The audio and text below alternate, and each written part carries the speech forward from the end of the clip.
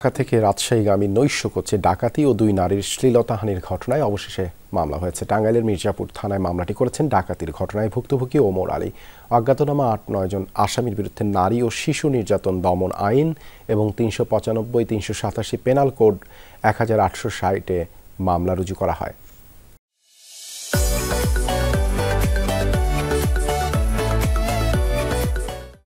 ডাকাতির ঘটনায় দায়ের হওয়া মামলার এজাহারে বাদীর অভিযোগ ১৭ ফেব্রুয়ারি সোমবার রাত ১০টার দিকে গাবতলী থেকে রাজশাহীর উদ্দেশ্যে ছেড়ে যায় ইউনিক রোড রয়্যালস পরিবহনের একটি বাস।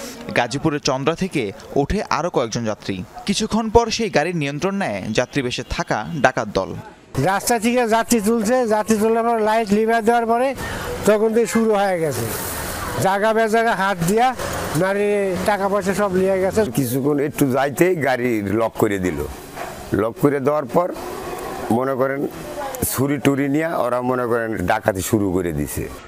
লুটপাটের পাশাপাশি দুই নারী যাত্রীর শ্লীলতাহানির অভিযোগ আনা হয়েছে মামলায়। ডাকাত দল বাস থেকে নেমে যাওয়ার পর নাটোরের বড়ইগ্রাম থানামোড় এলাকায় পৌঁছালে পুলিশে খবর দেয় যাত্রীরা। ৩ দিন পর মামলা হয়েছে ঘটনাস্থল টাঙ্গাইলের মির্জাপুর থানায়।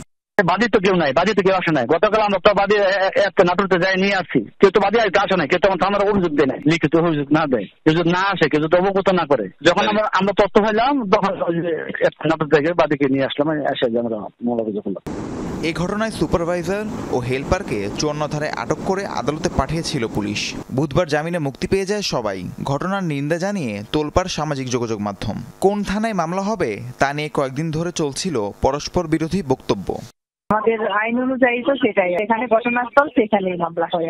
আমাদের কাছে আসলে ব্যবস্থা করলে তখন সেটা কিন্তু আমরা আইন অনুযায়ী ওটার ব্যবস্থা নেওয়ার চেষ্টা করি।